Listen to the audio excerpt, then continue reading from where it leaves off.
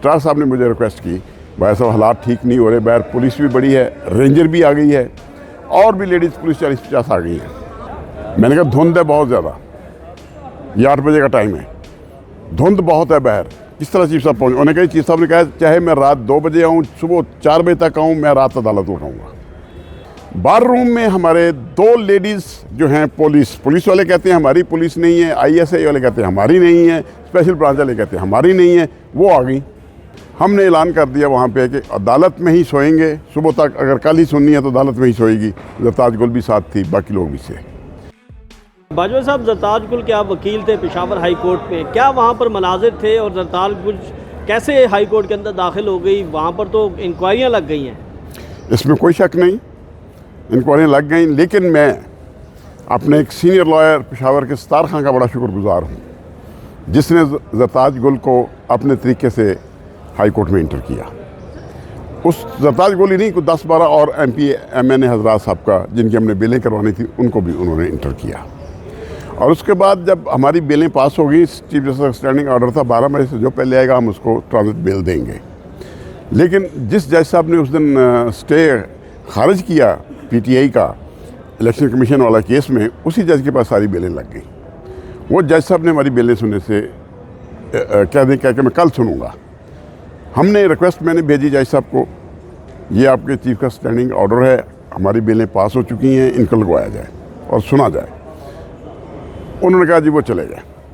बहरहाल जो भी था, हमने ऐलान कर दिया वहाँ पे कि अदालत में ही सोएंगे, सुबह तक अगर कल ही सुननी है तो अदालत में ही सोएगी। ज़रताज गुल भी साथ थी, बाकी लोग भी थे।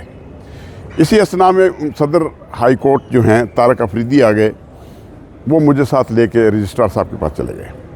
रजिस्ट्रार साहब ने पूछा भाई साहब आप क्या चाहते हैं? मैं कहा या तो हमारी बेलें सुने, नहीं तो जज साहब को आए खारिज कर दें, हम सरेंडर कर देते हैं, ज़रताज गुल पुलिस के हवाले कर देते हैं। बेल खारिज कर दें तो हम उसके हवाले कर देंगे, हम कोई भी ऐसी गैर कानूनी हरकत नहीं करेंगे। दूसरी बात मैंने कहा अगर वो नहीं तो फिर हमारा बार रूम है, हम अदालत में सोएंगे। उन्होंने कहा अदालत में आप ना सोएं, बार रूम है, आप बार रूम में चले जाएं। मैं कहा बार रूम में फिर कोई पुलिस वाला ना आए, क्योंकि इस वक्त अदालत तो अदालत, हमारे बार रूमों में भी पुलिस है। और एक बात मैंने कही, फिर ये मैं आपको बता दूं, अगर हमें बार रूम में किसी ने कुछ कहा, ज़रताज गुल को मैं गिरफ्तार नहीं होने दूंगा। मैं और मेरा बेटा जो है हमारी लाशों से आप गुजरोगे। वहाँ सदर भी बैठा था तारक अफरीदी, और रजिस्ट्रार साहब भी थे, कुछ और वकला भी थे। उनके सामने मैंने बात कही। उन्होंने कहा जी आप बाया साहब इंतज़ार करें, जुडिशल कमीशन इजलास हो रहा है इस्लामाबाद में, चीफ साहब वहाँ पे हैं, जैसे निकलते हैं मैं उनको पैगाम दे देता हूँ, आप इंतज़ार करें। हम बार रूम में आ गए। बार रूम में हमारे 2 लेडीज़ जो हैं पुलिस वाले कहते हैं हमारी पुलिस नहीं है, ISI वाले कहते हैं हमारी नहीं है, स्पेशल ब्रांच वाले कहते हैं हमारी नहीं है, वो आ गई, ज़रताज गुल के साथ बैठ गई। हमने उठाया, वकला ने उठाया, लेकिन ज़रताज गुल देखें एक बहुत दलेर औरत का नाम है, वो इमरान खान का चीता है, मैं चीती नहीं कहता उसको, वो चीता है।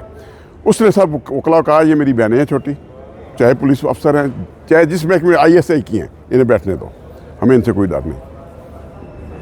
इस बात पे फिर वहाँ पे वकला जो हैं, फिर उसकी जो मीडिया टॉक हुई, फिर बड़ी दुनिया इकट्ठी होनी शुरू हो गई। फिर रजिस्ट्रार साहब ने मुझे रिक्वेस्ट की, भाई साहब हालात ठीक नहीं हो रहे, बाहर पुलिस भी बड़ी है, रेंजर भी आ गई है और भी लेडीज़ पुलिस 40-50 आ गई हैं, लॉ एंड ऑर्डर का मसला बन रहा है। मैंने कहा सर कुछ हो जाए, हम ज़रताज गुल को हवाले नहीं करेंगे, सबको बता दें।